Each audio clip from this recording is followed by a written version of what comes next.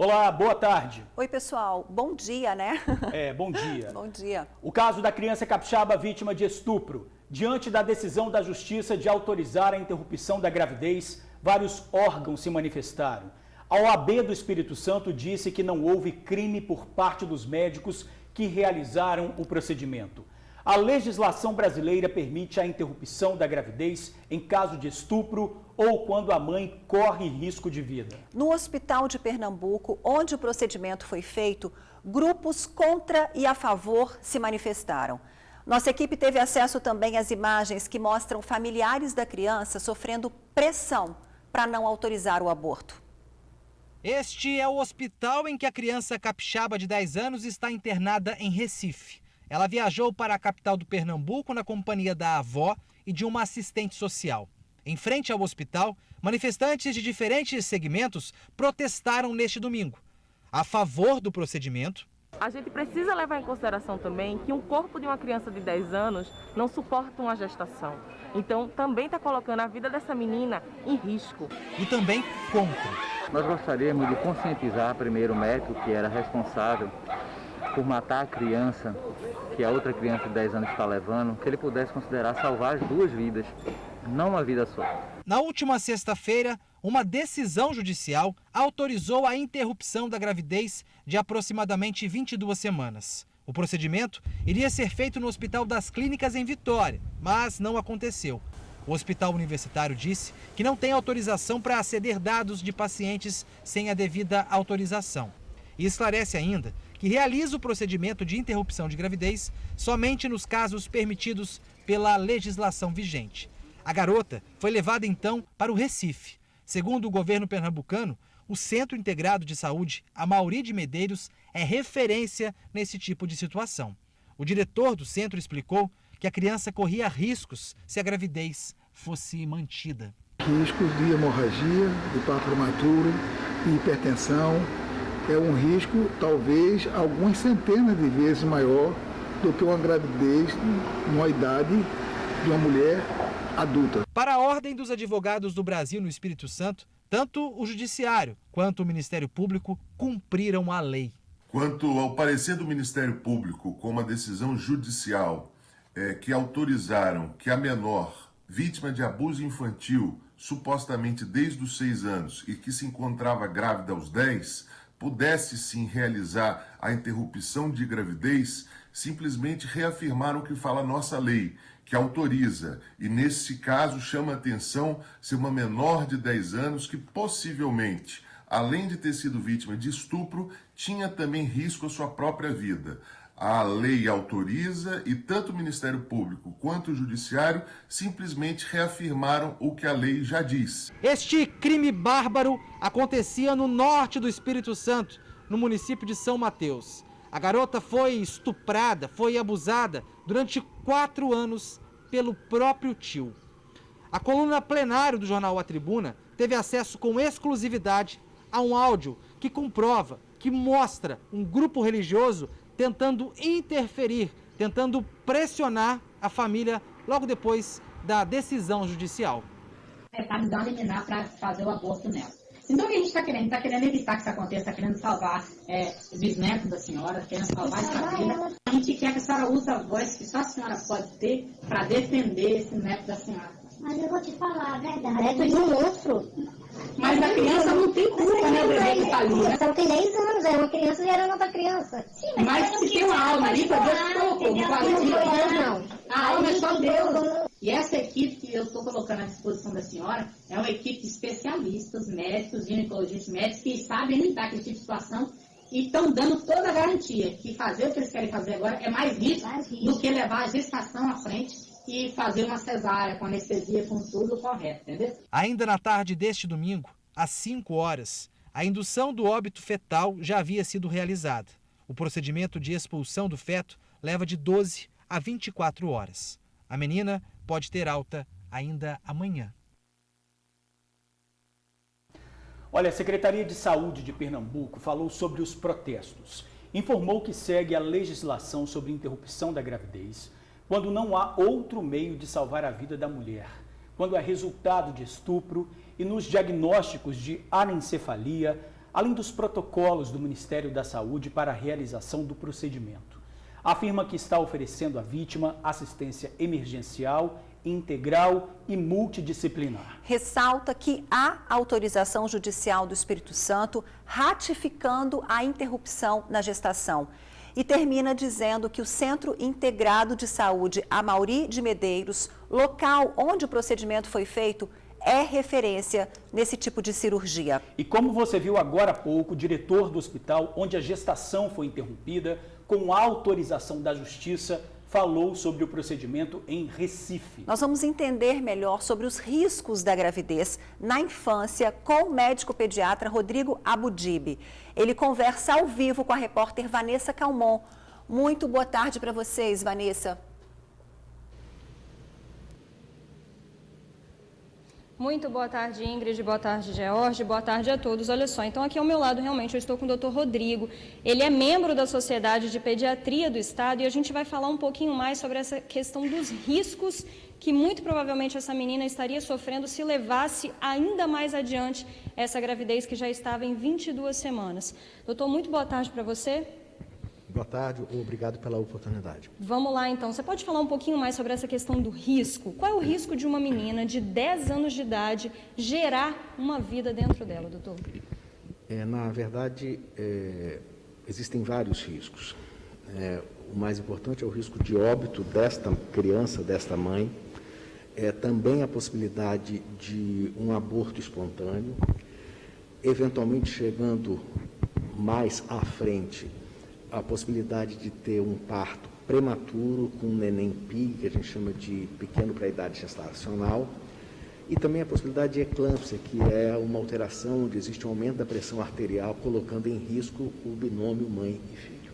Pois é, doutor, então na sua opinião, você como membro da Sociedade de Pediatria aqui do Espírito Santo, você acredita que o melhor procedimento de fato seria fazer o aborto? Na verdade, infelizmente, a sociedade e o Estado não protegeram essa criança. Essa é a questão principal, porque se a gente for discutir também a questão psicológica, a possibilidade dessa gestação chegar a termo, que seria remota, a possibilidade do vínculo mãe e filho é uma possibilidade que realmente ela é muito pequena, ela praticamente não existe. E mais do que isso, está firmado, já está claro, a questão da depressão pós-parto que essa criança iria sofrer. Então, assim, são situações muito graves e é importante que o Estado possa agora acolhê-la e dar realmente um acompanhamento psicológico que se faz necessário. Doutor, o fato dessa criança, dessa menina, já ter menstruado, o corpo dela estaria preparado para uma gestação?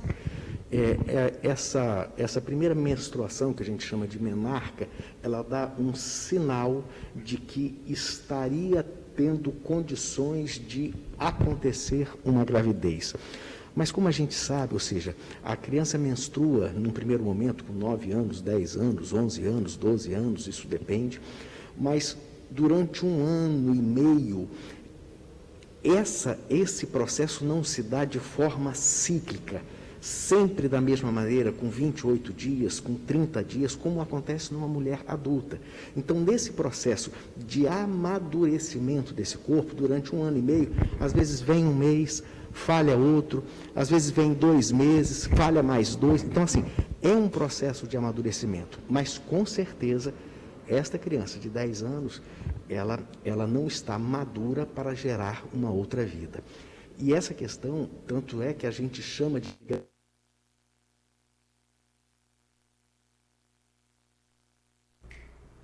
Pois é, a gente teve ali um pouco, um probleminha técnico, mas a gente viu aí, o especialista médico explicando os riscos para a gravidez dessa criança de 10 anos e manter. Ela já estava com 5 meses e agora, ela está teve essa gravidez interrompida lá no Recife. E, Ingrid, o que a gente quer dizer com essa história? Pega aquele papelzinho ali para mim, Ingrid, por favor, que essa daqui é a decisão. Eu estou com uma parte da decisão aqui do juiz sobre esse caso, e muitas pessoas têm um lado falando positivamente, outros negativamente. E é importante, me chamou muita atenção essa parte da decisão do juiz. Ele diz o seguinte, ó, em relação ao consentimento ao aborto, quando a paciente é menor de 16 anos, a manifestação se dá por meio de seus pais ou representante legal. A criança encontra-se acolhida em institucional, sendo representada pelo Ministério Público e se manifestou favoravelmente à gestacional da menor, a retirada, né, do bebê, vamos dizer assim. Ela teve um acompanhamento multidisciplinar e foi relatado por essa acompanhante lá de São Mateus que a criança declara não possuir interesse no prosseguimento da gestação. A criança disse isso para a psicóloga, não tem interesse no prosseguimento da gestação. Tendo sido declarado também pela avó guardiã fática, que apoia a decisão da criança de não ter prosseguimento na gestação. Confiando que se faça o que foi melhor para a criança. A criança e a avó não queriam continuar. A gente ouviu ali a fala de grupos religiosos querendo tirar isso da avó. Pressionar, né? Pressionando. E a avó dizendo que isso era um monstro. Foi um monstro que fez isso com a neta dela. E detalhe, né, essa decisão, ou seja, a decisão da justiça é a decisão da justiça, né, George? E a questão da criança, você disse muito bem aí que ela, né, falou claramente que não queria levar essa gravidez adiante. A gente está falando de uma criança, gente, de 10 anos. Seria uma criança tomando conta de outra criança, é uma criança de 10 anos. E quando ela disse isso para essa equipe multidisciplinar, para essa psicóloga, ela disse isso aos prantos, chorando, gritando, abraçadinha ao ursinho de pelúcia. Então, vocês conseguem imaginar essa cena? Quer dizer, é lamentável também essa exposição toda, né, George? Essa exposição toda, essas manifestações também, a gente aproveita para falar aqui, aonde estão as manifestações para se prender esse agressor? Quantas vítimas esse homem já fez? Quantas crianças talvez ele já tenha abusado? Quer dizer, abusou da própria sobrinha desde os 6 anos de idade. Quer dizer, aonde está esse agressor? Cadê as manifestações para prender esse monstro? Não é? Então, quer dizer, fica aí toda essa reflexão. O jornal, o Tribuna Online trouxe, né, essa matéria também. Ali são várias opiniões, não é isso, George? São várias opiniões, enfim. Eu só queria finalizar a fala aqui do juiz, que ele diz o seguinte, ó: consta nos autos que a criança declarou à equipe e ao próprio abrigo o desejo de não ter a gestação. O desejo da vítima, todo mundo pergunta, mas ela é uma criança, quem tem que decidir isso é a avó que cuida da criança. A avó decidiu que não queria. Aí o juiz disse, o desejo da vítima pelo fim da gestação, advinda de uma violenta que jamais pessoa alguma deveria ser submetida, necessita de ser respeitada e levada em consideração nessa decisão, mesmo sendo ela incapaz de exercer os atos da vida civil, sendo uma criança. Então essa é a decisão do juiz. Isso está decidido e foi assim decidido. Olha, gente, daqui a pouquinho a gente vai voltar com esse assunto. Nós temos muito a se tratar ainda. A gente vai voltar a comentar, a mostrar também a pressão que foi feita a essa avó lá em São Mateus. A gente tem a reportagem também. Vamos ouvir aí uma advogada. Então, daqui a pouquinho a gente volta a falar sobre esse assunto. Agora o flagrante do assalto a um casal em Cariacica. As vítimas foram rendidas na porta de casa no bairro Cruzeiro do Sul. As vítimas estão dentro desse carro, na frente da casa deles, quando passa um veículo branco e para na frente, fechando o carro do casal. Rapidamente, 2 criminosos saem do veículo. Um, de forma mais agressiva, aponta a arma na direção das vítimas. Os 2 obrigam o casal a sair do carro. Eles estão assustados. O motorista de 63 anos sai e, em seguida, a mulher dele, de 58, também deixa o carro. Logo depois, os criminosos vão embora com o veículo roubado. A ação criminosa ocorreu na última quarta-feira, às 6h30 da manhã, no bairro Cruzeiro do Sul, em Cariacica, onde o casal mora há 35 anos. O carro foi recuperado no mesmo dia. Isso porque o veículo tem sistema de corta-corrente e parou no meio da rua. Assim, os criminosos acabaram fugindo. O casal está muito traumatizado com o que aconteceu. Nenhum dos dois quis gravar entrevista, mas disseram que até então nunca haviam sido assaltados. Porém, já presenciaram várias ações criminosas na região. Falamos também com outros moradores do bairro que, pelo medo da insegurança, acharam melhor não participar da reportagem. Bom, sobre a insegurança no bairro, a PM disse que faz abordagens frequentes além do patrulhamento de rotina. Em casos de suspeita ou ocorrência de crime, a população deve ligar para o CIODES 190. Agora imagina só, você sai para pedalar com sua bike novinha e volta para casa sem ela porque durante o passeio é assaltado. Pois é, essa é a realidade no calçadão da Beira-Mar em Vitória. A falta de iluminação em alguns trechos da orla tem facilitado a vida dos bandidos. O cenário bonito da Beira-Mar, cartão postal da capital, esconde perigos que não aparecem na paisagem. O Tiago sentiu isso na pele, literalmente. Ele pedalava com um grupo quando, na altura do clube de remo, foi abordado por 3 homens, um deles armado. Estávamos vindo no sentido Praia Centro e aqui na altura da Curva do Saldanha nós fomos abordados, deviam ser 4 a 6 elementos, foi muito rápido. Um deles armado, colocou a arma na minha frente, mandou descer. Como a gente estava muito rápido, eu já caí de bicicleta, sofri hematomas, escoriações. Levaram minha bicicleta e de mais uma menina. E o que nos assustou foi a ousadia, dos indivíduos de abordar um grupo de 5 pessoas, não era um grupo pequeno. A bike, com apenas 2 meses de uso, foi levada pelos bandidos. Não tinha 2 meses que eu tinha comprado, estou com a nota fiscal aqui, investi um valor bom para fazer o tipo de esporte que eu tinha gostado e que foi muito incentivado nesse período da pandemia, e infelizmente eu perdi tudo. Andréia estava no mesmo grupo que Tiago. O medo entre quem pratica esporte no calçadão da Beira-Mar é constante. Bastante inseguros, totalmente desprotegidos, tá? Iluminação à noite, eu acho que com a pandemia é reduzir a iluminação. Então tem que colocar iluminação mais forte em toda a orla. Vila Velha também está com esse problema, Vila Velha, Cariacica e guaritas de segurança, porque fomos abordados na vinda de um pedal quinta-noite. E a gente foi conferir de perto a insegurança de quem passa por ali à noite. Difícil enxergar, né? A pouca iluminação que tem nesse trecho do calçadão da Avenida Beira-Mar é do farol dos carros. Mas essa é a realidade de quem precisa passar por aqui todos os dias à noite. Além da insegurança, pedestres e ciclistas têm que lidar com essa escuridão, já que as lâmpadas de alguns postes estão assim, queimadas. Tá bem escuro, você pegando do ponto ali da frente do porto para cá, tá bem escuro, realmente é perigoso. Eu acabo me arriscando com certeza a passar aqui, mas porque não tem jeito, né? Tá bem escuro hoje, principalmente esse pedaço aqui, tá bem escuro, não tem policiamento. É Deus que protege a gente. Até tem poste de iluminação funcionando ao longo do calçadão. Mas a escuridão de alguns trechos assusta o Ricardo. Durante o passeio com a família, ele também tem medo da calçada compartilhada. A preferência por ali é dos pedestres, mas na prática não é bem isso que acontece. Num lugar totalmente escuro, inseguro, precisava de ter uma iluminação melhor, uma segurança melhor. E o outro lado aqui também, que é muito grave, que eu digo gravíssimo, que eu já liguei para um 56 várias vezes, é as bicicletas caminhando junto com os pedestres aqui. É muito difícil, eles não respeitam os pedestres, e andam, e pior de tudo, que ainda andam em alta velocidade.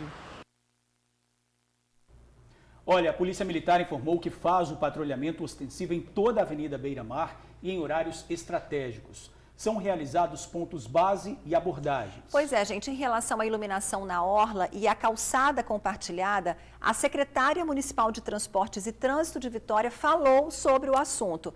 Vamos ouvir. Olá, pessoal. Boa tarde para todos. Eu estou aqui para falar com vocês um pouquinho sobre a calçada compartilhada da Avenida Beira-Mar, onde existe espaço compartilhado entre pedestres e ciclistas. Essa calçada ela está devidamente sinalizada com placas e também pinturas no chão, mostrando esse compartilhamento, aonde a preferência é do pedestre. Então, os ciclistas que por ali transitam precisam transitar em velocidade reduzida, respeitando o pedestre que está ali compartilhando a via com ele. Nós vamos fazer uma vistoria na sinalização, né, para avaliar a necessidade de melhorias que serão feitas imediatamente. Com relação à iluminação, nós temos uma calçada também iluminada, também faremos uma vistoria nessa iluminação para identificar possíveis pontos de apagamento. Esses pontos de apagamento, eles podem ser identificados e comunicados para a Prefeitura pelo 156, e o nosso prazo de troca dessas lâmpadas é de no máximo 48 horas. Que bom, tem boa notícia, né? Porque agora, mais um crime bárbaro. Uma mulher foi assassinada com mais de 30 facadas na Serra. O assassino ainda bateu a cabeça da vítima várias vezes contra um muro. A polícia acredita em crime passional. O crime aconteceu ao lado do campo de futebol em Vila Nova de Colares, na Serra. A vítima é Adriana Moraes de Jesus, de 36 anos. No local onde o crime aconteceu ontem à noite, teve futebol, que acabou tarde, perto das 10 horas da noite. Tanto que ao redor é possível ver ainda várias garrafas de bebidas.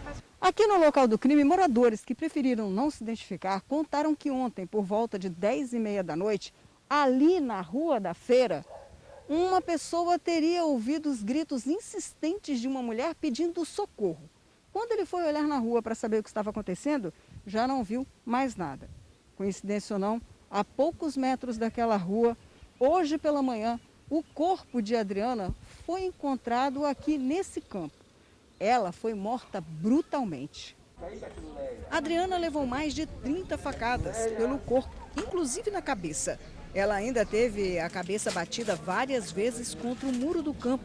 E os peritos e investigadores avaliavam se ela tinha sido arrastada até aqui. Curiosamente, Adriana estava vestida quando começou a ser agredida. A blusa de frio que ela usava tinha vários furos na altura do peito.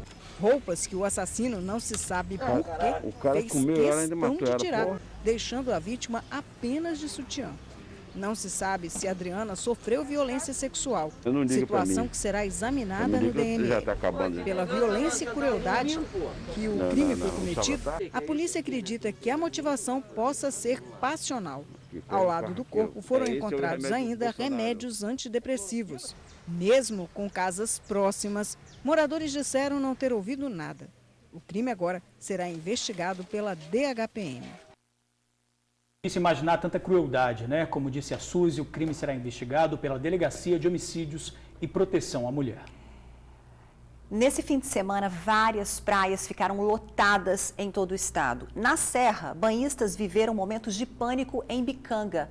3 pessoas quase morreram afogadas. Frequentadores disseram que a maré subiu rápido e as vítimas foram surpreendidas.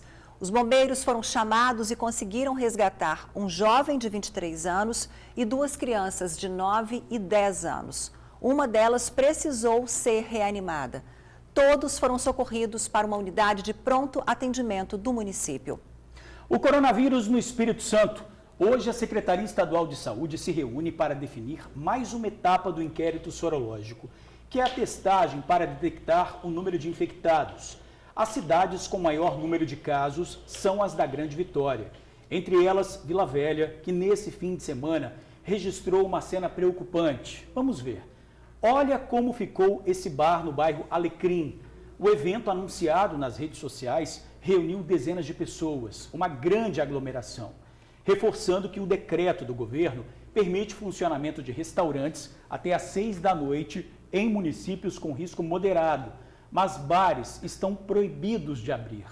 Nas imagens compartilhadas nas redes sociais, ninguém usa máscara, muito menos respeitando o distanciamento. A Prefeitura de Vila Velha disse que mesmo com as fiscalizações, estabelecimentos insistem em desrespeitar as restrições. Denúncias sobre aglomerações podem ser feitas pelo telefone 99802-5324. Nós entramos em contato com o dono do bar, mas ele não estava no local para comentar o assunto. Absurdo, né? E tem um dado importante. O estado registrou o menor índice de transmissão da doença desde o início da pandemia.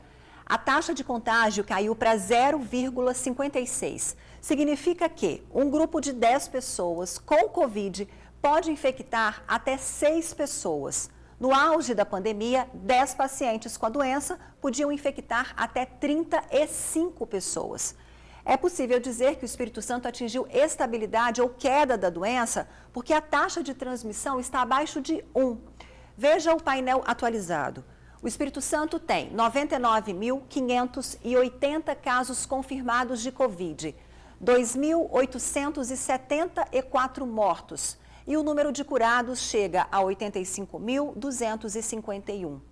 Mesmo com notícia relativamente boa no estado, a gente lembra que a pandemia não acabou e continua fazendo muitas vítimas e provocando sofrimento em muitas famílias.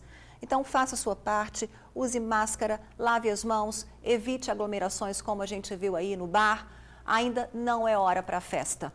E já já o TN1 volta a falar sobre o caso da criança que interrompeu a gravidez com autorização da Justiça. A menina era abusada pelo tio desde os 6 anos de idade. E o TN mostra o movimento na Caixa Econômica. Muita gente tentando receber o auxílio emergencial. Voltamos rapidinho. Voltamos a falar do caso da criança que interrompeu a gravidez e conseguiu na Justiça o direito de retirar a criança. É claro que ela já havia manifestado o desejo de não levar a gestação à frente. Ela teria chorado, agarrada a um bichinho de pelúcia, pedindo o fim do sofrimento. O repórter Felipe Chicarino conversa ao vivo com a advogada Nájila Zardim. Vamos entender o amparo da lei para casos como esse. Boa tarde para você, Felipe.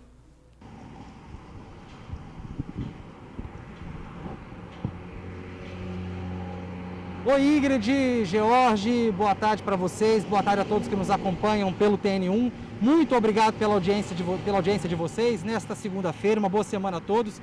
Ao meu lado, como vocês já adiantaram, né, a advogada criminal, a Nájila Zardim. Doutora, eu queria começar perguntando para você o seguinte, né? A gente está discutindo, a gente está repercutindo esse caso, mas o que aconteceu ali está previsto em lei, ou seja, em casos de estupro, né, o aborto ele é autorizado por lei. Então só aí a gente já poderia eliminar a discussão, porque está na lei. Boa tarde. Boa tarde a todos. Exatamente. O aborto em casos de gravidez decorrente de estupro está previsto no artigo 128 do Código Penal, previsto em lei. Não havia necessidade de gerar toda essa discussão, né, essa repercussão. O juiz da Vara da Infância e Juventude de São Mateus, quando tomou conhecimento do caso, deferiu o aborto ou um parto e aí deixou a critério da equipe médica avaliar o que seria melhor de acordo com o estado gestacional da criança, mas já havia autorizado, então não haveria necessidade de toda essa repercussão, essa discussão, né? Pois está previsto em lei, já houve uma decisão judicial autorizando, era só cumprir. E não só a Justiça, como o próprio Ministério Público, né, ambos entenderam que deveria ser cumprida então a lei nesses casos, né? Exatamente, foi unânime, né? O Poder Judiciário já tem conhecimento, o nosso código é de 1940, já essa previsão há anos, não haveria motivo de discussão, né? Principalmente por se tratar de uma criança, a vida da criança está em risco, né? E é outra hipótese legal que pode haver aborto, seria também nesse caso em que a vida da gestante está em risco e fazer o parto antecipado ou o aborto é a única forma de salvar a vida da gestante, também é uma outra exceção legal que o aborto não é criminalizado. Então não haveria motivo, né, uma vez que ela se enquadra nessas duas hipóteses, de toda essa repercussão. Ô George e Ingrid, eu estava conversando com a Nájila aqui antes da gente entrar ao vivo, a nossa opinião foi a mesma. Eu estava falando para ela assim, doutora, mas eu não estou vendo falar tanto do estuprador, né, com tanta veemência como estamos falando do crime que teria acontecido. Ou seja, Nájila, estamos esquecendo de culpar quem deve ser responsabilizado, que é o estuprador, que é esse tio que abusou da criança nos últimos 4 anos. O crime, se existe, está nisso, né? Exatamente, com certeza. Tá havendo muita discussão, né? Muitas pessoas querendo intervir nessa decisão que cabe à família, à criança e ao Poder Judiciário. Todos foram ouvidos, foi unânime que seria melhor interromper a gestação e pouco se vê discussão a respeito dele, onde ele poderia se encontrar, né? A tentativa de localizar esse responsável por essa violência. Pouco tem se discutido disso, que é a parte mais importante de tudo isso, né? Agora, eu quero abordar com a Nájila também, é que ontem, não sei quem acompanhou o noticiário também nesse domingo, né, foi exposto, né, nas redes sociais foi exposta a identidade da criança e também o local onde esse procedimento iria acontecer, no caso em Recife. Isso também é um crime, né, doutora? Você divulgar dados de uma criança, ou seja, dados íntimos de uma criança de apenas 10 anos, isso também não está correto, né? Não está correto, não poderia ser divulgado informações a respeito dessa criança. Todo processo que envolve menor tramita em segredo de justiça, apenas o advogado da criança tem acesso a esses autos, justamente para preservar, porque sendo a identidade de uma criança tem que ser preservado. Essa pessoa agiu de forma completamente equivocada, causou ainda mais transtornos para a criança, para a família e pode ser sim responsabilizada por essa publicação. Eu queria abordar um último questionamento aqui com a Nájila, até chamar a atenção de vocês aí de casa que boa parte desse tipo de crime acontece dentro de casa com alguém muito próximo, com o pai, com o tio, com o padrasto, com o primo. A Nájila trabalha, também tem um trabalho social, paralelamente ao trabalho profissional dela, que chama atenção para esse tipo de situação, né, Nájila? Ou seja, as crianças, elas emitem sinais quando elas estão sendo abusadas, né? Cabe a gente abrir a escuta, abrir esse olhar. Sim. Muitas vezes a criança não consegue verbalizar que está sendo vítima desse tipo de violência, né? Até porque uma criança, igual nesse caso de 6 anos, ela não consegue nem ter uma consciência completa de tudo que está acontecendo, de que ela está sofrendo um crime. Mas às vezes ela dá outros sinais que a família consegue identificar que ela está sendo vítima de violência sexual. Por exemplo, a criança muda repentinamente de comportamento, às vezes é uma criança extrovertida, de repente ela fica mais introspectiva, mudança de hábitos alimentares. Quando a criança volta a ter comportamentos infantis, por exemplo, uma criança que já não fazia xixi na cama, volta a fazer xixi na cama, volta a querer chupar chupeta. Quando ocorrem esses regressos, né, muda a forma de se vestir. Muitas vezes meninas passam a se vestir com roupas largas, com o intuito de se esconder mesmo atrás das roupas e não atrair o olhar de outros abusadores. Né? Esses são sinais claros de que a criança pode estar sofrendo violência sexual. E aí o ideal é dar atenção para essa criança, deixar ela confortável em contar. Se a criança começar a contar a história, por mais absurda que pareça, escute, mostre que você confia, para a criança ter essa confiança mesmo de que no seio familiar ela vai ser ouvida e se sentir segura. Porque em muitos casos acontecem as ameaças, justamente para a criança não contar que está sendo abusada. Então a criança precisa de ter essa segurança para compartilhar com a família tudo o que está acontecendo. E aí, pode concluir. E aí a família nesses casos, né, pode, apresentando um desses sinais da criança, né, ela pode procurar, seja uma defensoria pública, um psicólogo, uma delegacia, para se informar, se orientar se realmente essa criança está sofrendo algum tipo de abuso. Nájila, muito obrigado pelas informações, uma boa tarde, obrigado aí por essas dicas tão valiosas. Obrigado, viu? Boa tarde a todos. É isso aí, Ingrid e George, pessoal de casa, devolvo para vocês. Antes de devolver, só uma pequena observação. A fé e a razão, elas precisam se coexistir. Uma não vive sem a outra, é que nem a unha e a carne. A gente precisa ter fé sim, mas não se desconectar da realidade. Fé e razão, sempre juntas. Ingrid e George, eu volto com vocês, uma boa tarde a todos. Obrigada, Felipe. E agora a gente acabou de receber aqui no nosso ponto uma boa notícia. O procedimento da criança foi realizado, acabou e a informação que a gente tem é que ela está passando muito bem, graças a Deus. Que bom, que bom. E olha, na casa da família da menina em São Mateus, no norte do estado, mais pressão para que a gravidez não fosse interrompida. Vários artistas se manifestaram sobre o caso, propondo inclusive arcar com custos de assistência psicológica e a educação da criança. O vídeo mostra o momento em que um grupo religioso invade a casa da avó da criança em São Mateus. Eles pressionam a idosa pela não realização do procedimento de interrupção da gravidez da neta. Com a confusão, a idosa chega a passar mal e precisa ser amparada por familiares, enquanto os religiosos impõem as mãos sobre a casa em oração. Minha mãe desmaiando! Esse áudio da conversa revela o momento em que o homem tenta convencer a família para não realizar o aborto, citando um possível apoio da ministra Damares. Ele ainda diz que foi Deus quem colocou a alma do bebê ali. Eu tenho um corpo de médico inteiro em São Paulo, Brasília. Inclusive, eu conversei ontem com a assessora da ministra Damares. Então, a gente quer que a senhora use a voz que só a senhora pode ter para defender esse neto da senhora. Ele é interrompido por um dos familiares que afirma que a menina vítima de estupro é muito nova para levar a gravidez adiante. Neto de um monstro. Mas a criança não tem culpa, né? O bebê que está ali, né? Ela vai gerar uma criança, ela tem 10 anos, é uma criança gerando outra criança. Sim, mas se tem uma alma ali, foi Deus que colocou. Entre as pessoas que aparecem no vídeo está um pré-candidato a vereador filiado ao partido PSL. A família da criança chegou a registrar um boletim de ocorrência contra ele. O caso já está sendo investigado pela Promotoria de Infância e Juventude de São Mateus. As manifestações sobre o assunto ganharam repercussão em todo o país. Na internet, a ativista de direita Sarah Winter gravou vídeos contra a realização do procedimento. Ela estaria envolvida na divulgação do nome da menina e do endereço do hospital onde o procedimento seria realizado.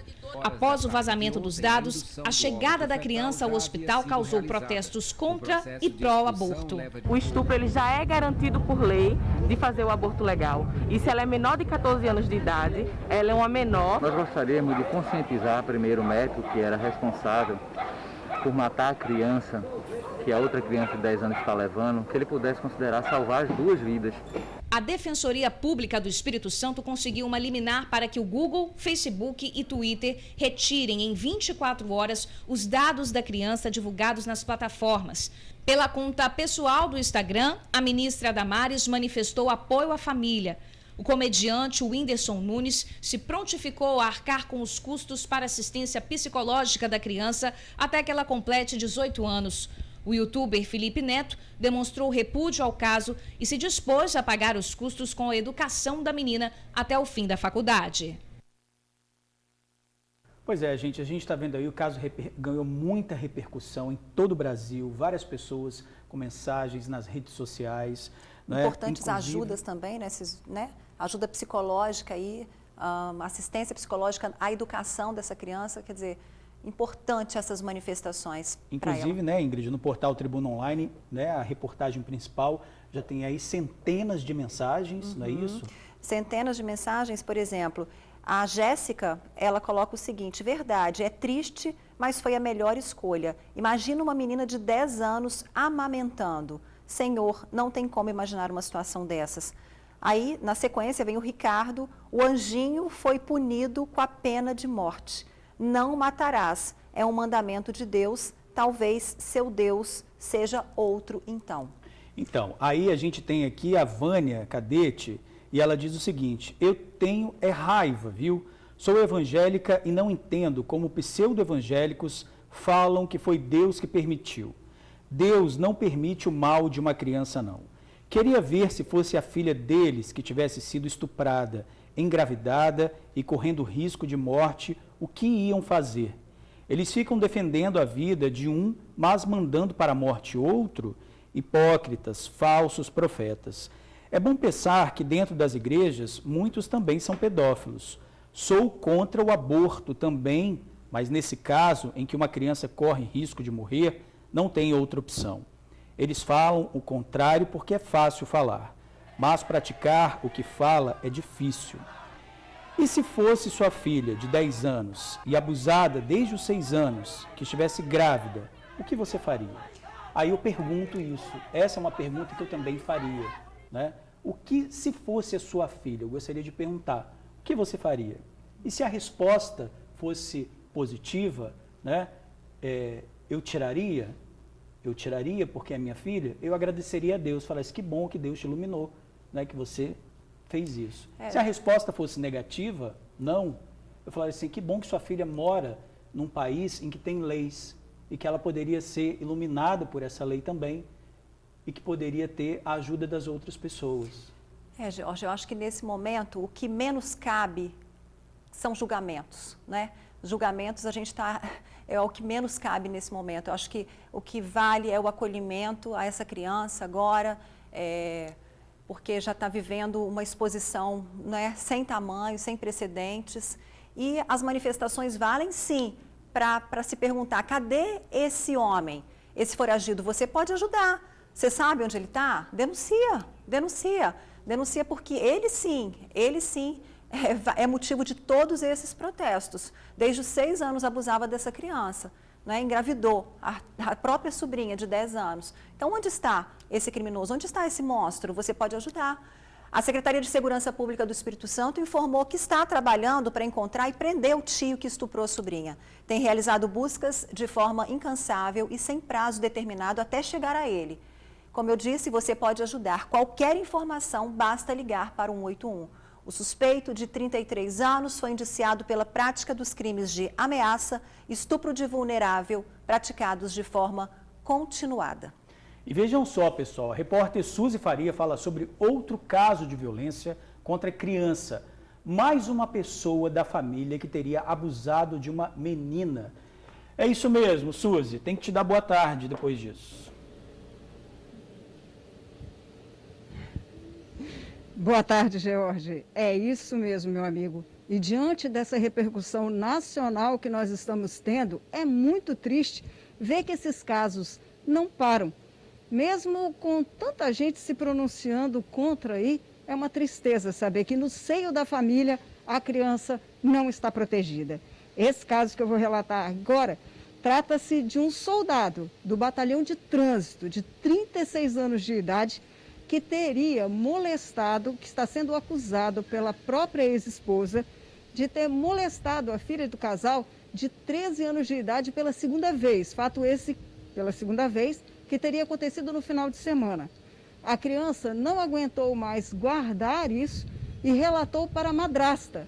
A madrasta, então, a incentivou a contar para a mãe. Sem coragem de falar pessoalmente com a mãe, ela mandou mensagens pelo WhatsApp, contando tudo o que aconteceu. Que o pai, pela segunda vez, fazia sexo oral com ela.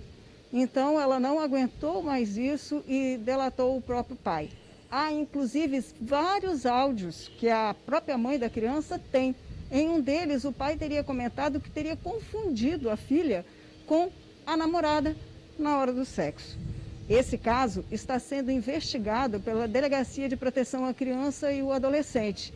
A nossa produção tentou falar com o soldado para saber o que ele se pronuncia, de que modo ele se pronuncia, mas ainda não conseguimos falar com ele. E é uma tristeza, né, George? Saber que isso acontece justo nesse momento que o país inteiro discute esse caso aí de um crime tão violento como uma criança de 10 anos. Mais triste ainda é saber que esse caso chegou até a mídia e está causando comoção. Mas quantos outros acontecem e que a gente nem fica sabendo, não é verdade? E pior, pelos próprios parentes, né? Quem deveriam proteger a criança. Suzy, obrigada pela sua participação. E é exatamente isso que ela falou, né? Normalmente, por isso vale toda a atenção dos pais, porque normalmente os abusos acontecem bem pertinho, com gente que está ali bem próximo a essa criança. E difícil entender porque outras pessoas não conseguem acolher esse tipo de criança e entender o mal que ela sofreu, né? Não é? Pessoas de fora que não conseguem fazer isso. É um absurdo. Olha, motoboy suspeito de fazer delivery de drogas é preso em Vila Velha. No total, foram apreendidos 26 tabletes de maconha. Equipes faziam ronda no bairro Boa Vista 2 quando viram o homem com uma mochila saindo de um prédio. Fizeram a abordagem e encontraram 10 tabletes de maconha na mochila dele. Já na casa do suspeito, foram apreendidos mais 16 tabletes da droga. E ainda, balança de precisão e material para embalar a maconha. O suspeito foi autuado por tráfico de drogas e já está no presídio em Viana. O TN1 volta rapidinho com novas informações sobre o caso chocante do abuso contra a criança. E o movimento na Caixa Econômica, muita gente tentando receber o auxílio emergencial. A polícia investiga o assassinato de um jovem de 25 anos na praia da Ilha do Boi, em Vitória. A vítima curtia o fim de semana em família quando foi atingida por disparos. Era para ser um dia de lazer na praia com os amigos e a família, mas terminou em tragédia. esse movimento não podia dar certo um dia. Eric Isaac Fragoso, de 25 anos, foi executado com cerca de 18 tiros. Ele teria passado o dia na praia e foi surpreendido pelos criminosos na hora de ir embora. Eric estava entrando no carro com a família quando foi cercado por 2 motos e um veículo. Os criminosos começaram a disparar principalmente na cabeça da vítima. Os 3 filhos de Eric presenciaram toda a cena. Segundo informações, o crime teria sido um acerto de contas. A vítima teria envolvimento com o tráfico de drogas e também com o homicídio que aconteceu há cerca de um mês atrás. No local ainda estão as marcas dos tiros. O bairro é cercado por câmeras de vídeo monitoramento, que devem ajudar nas investigações. Até agora, ninguém foi preso. A polícia pede apoio da população para que faça denúncias através do 181. E olha, um menino de 7 anos foi baleado em Cariacica. A criança foi atingida com um tiro de raspão nas costas durante um tiroteio ontem à tarde no bairro Nova Rosa da Penha 1. Ele estava dentro de um carro estacionado na frente de casa quando foi ferido. O tiro foi amortecido pelo banco do veículo. Ele foi socorrido para um hospital do município e passa bem. Moradores contaram que tiroteios são constantes por causa da disputa pelo tráfico de drogas entre gangues rivais. Depois do crime, a polícia reforçou o policiamento, mas nenhum suspeito foi detido. E olha, uma pessoa morreu em um grave acidente hoje cedo na BR-101 em João Neiva, no norte do estado. Outras 5 pessoas ficaram feridas. De acordo com testemunhas, um dos carros teria invadido a contramão e bateu de frente com outro veículo. Um dos motoristas morreu no local e os feridos foram levados para hospitais da região, um deles em estado grave. O caso será investigado pela Delegacia de Aracruz. Desde o início do pagamento do auxílio emergencial, a gente tem mostrado aqui no TN a dificuldade de muitos capixabas em sacar o benefício. Pois é, Ingrid, meses se passaram e quase nada mudou. Muitas agências da Caixa continuam lotadas. Nossa equipe esteve em Itaparica, Vila Velha, e teve gente que chegou bem cedinho para tentar sacar o benefício. Eleni recebeu 3 parcelas do auxílio emergencial. Na hora de receber a 4ª, o aplicativo bloqueou e quem disse que ela conseguiu, hein? Teve que acordar cedo hoje e encarar essa fila para ver se tem jeito de resolver o problema. Se você vir cedo, a dificuldade é menos. Mas se você sair de casa às 9 horas, você vai sair daqui umas 3 horas da tarde. Mauro está encarando uma situação super difícil. Ele não recebeu absolutamente nada do bem, que é aquela ajuda que o governo dá para complementar a renda de quem trabalha com carteira assinada. Fazer o quê? Não tem jeito, né? Tem jeito, tem que encarar, se não for da outra forma você não consegue, tem que tentar levantar cedo e enfrentar a fila mesmo. Senão, muito lotado, você não consegue não. E não é só aqui não, em todas as caixas econômicas, né, que está desse jeito. Os problemas com o auxílio emergencial estão dando a maior dor de cabeça para muita gente. O que eu só recebi foi o mês passado, a primeira parcela. Agora estou vindo para poder pegar a segunda, que já está lá no site marcado para a data de hoje. O app está bloqueado, manda vir na agência. Pelo que a gente percebeu durante a gravação dessa reportagem, boa parte do pessoal aqui veio resolver algum problema envolvendo o auxílio emergencial. O problema é ter que encarar uma fila como essa todos os dias, logo cedo. Estamos na agência Itaparica, em Vila Velha. Esse vídeo aí foi feito na quinta-feira da semana passada. É fila grande do lado de fora, viu? A agência abre às 8 da manhã, mas às 7 a fila já está enorme. As pessoas aqui entram basicamente de 3 em 3. E não tem jeito não, viu? Quem quiser resolver os problemas tem que encarar. Fazer o quê? Não tem jeito, é isso aí. Tem que enfrentar a fila mesmo. Tem que ter paciência e fé. A Caixa informou que vem adotando diversas medidas para melhorar a segurança de todos os clientes e colaboradores. O banco reforça que suas unidades seguem funcionando para atendimento presencial no interior das agências, apenas para serviços essenciais. Voltamos a falar do caso da criança capixaba que interrompeu a gravidez fruto de abuso. Uma tarde tumultuada, sem o distanciamento social, em frente a uma unidade pública de saúde. O deputado está defendendo as 2 vidas que estão lá dentro grupos se concentraram na entrada do Centro Integrado de Saúde Amaury de Medeiros, no Recife, por causa do aborto de uma menina de 10 anos.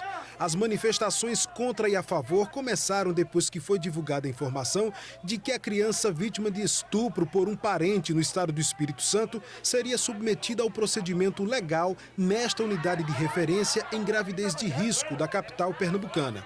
Ajoelhados e de mãos dadas, vereadores e deputados conservadores, além de apoiadores, se mobilizaram com uma corrente de oração. Protestaram para que a gestação não fosse interrompida.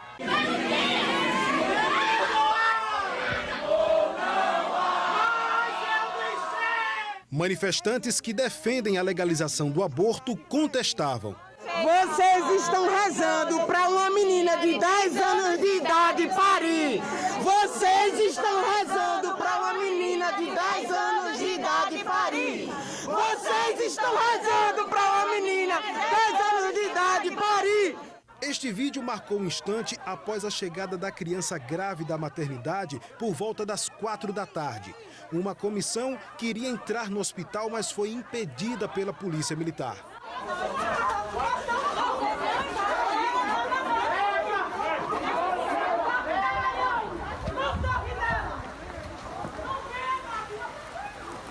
A confusão entrou pela noite, com um número expressivo de pessoas, incomodou pacientes e acompanhantes, segundo este técnico em logística que estava com um filho recém-nascido e a esposa internados na maternidade. Um barulho desse infernal que chegaram aqui falando, gritando, inclusive rezando, pra quê eu não sei, porque na frente do hospital, incomodando quem tá aqui em cima é meio complicado. Quando começaram a gritar aqui, inclusive, meu filho teve susto, velho. Então é meio complicado entender isso, esse direito aí que eles estão pedindo, eu não sei o que é. Porém, se for procurar, procure em outro lugar, agora na frente do hospital incomodando não, entendeu? É bem revoltante isso, porque tem muita gente aí em cima. Muita gente e passando mal e com gritaria é meio complicado, entendeu? Entidades de defesa das mulheres também tiveram apoio político no movimento em frente ao hospital e comentaram o fato da menina ter procurado ajuda por 2 vezes da rede pública de saúde capixaba. É um absurdo que o Hospital do Espírito Santo não tenha cumprido a lei, porque nós não estamos falando de nada diferente do que não está na lei. Ela tem direito. O artigo 128 do Código Penal permite que essa menina aborte. O que está sendo feito está sendo cumprida a lei aqui. A gente está aqui também para resguardar o direito das mulheres que estão aqui, das crianças que nasceram, para dizer que não pode haver tumulto. Esse órgão é um órgão do Estado, a gente está em plena pandemia, a gente não queria estar aqui nesse momento causando aglomeração, mas a gente é obrigada a estar aqui para garantir o direito das pessoas que estão internadas nesse hospital e garantir o direito de uma menina de 10 anos que é estuprada desde os 6 anos de idade por um parente próximo e que está sendo vítima de tortura. Porque uma criança de 10 anos é uma gravidez forçada, põe a vida dela em risco. Ela já foi vítima de violência durante 4 anos da sua vida e está sendo novamente violentada por pessoas que não se importam com a vida dela. Os deputados e vereadores que protestavam contra o aborto criticaram a Secretaria de Saúde de Pernambuco, que recebeu a criança para a realização do procedimento. Uma coisa é a agressão que essa criança sofreu. Todos nós somos muito concisos a essa questão. Entendemos que o Estado precisa dar total cobertura a essa criança, mas a gente não pode permitir também que o mesmo Estado que deve proteger essa criança assassine a criança que está no ventre dela com quase 6 meses de gestação. Os médicos do Estado do Espírito Santo não fizeram o procedimento porque entenderam que essa decisão judicial é ilegal e inconstitucional pelo tempo que o feto tem no ventre dessa criança. Estão de prestar uma queixa na delegacia de polícia, certo? Contra a atitude desse médico, contra a atitude do CISAM, porque, ao nosso ver, é um crime contra a vida. Então é infanticídio que nós estamos falando. E não podemos permitir que Recife, que Pernambuco, possa autorizar a autorização desse procedimento de forma ilegal, visto que sequer foi demonstrado um despacho, não, uma autorização judicial. O que sabemos é que existe um despacho pedindo informação e liberando o caso, mas sem uma autorização de fato de um juiz. A unidade de referência em Pernambuco foi contactada depois que a Vara da Infância do Espírito Santo determinou que a criança fosse submetida ao procedimento de melhor viabilidade para preservar a vida da vítima. Segundo o gestor executivo da maternidade Cisan, o médico Olímpio Moraes, a criança foi recebida por uma equipe de especialistas e de atendimento psicológico. E o procedimento de aborto foi possível porque a gestação foi interrompida antes do 6º mês, com 23 semanas. Eu recebi uma ligação do secretário de Saúde perguntando se podia realizar o procedimento. E como eu tenho acompanhado na mídia e também no grupo de médicos que atende mulheres vítimas de violência, a Federação Brasileira de Ginecologia e Obstetrícia, que a gente age tudo perante a lei e de acordo com a ciência, a gente estava preocupado com o que estava acontecendo. Eu liguei para os colegas do Espírito Santo, eles me colocaram a pressão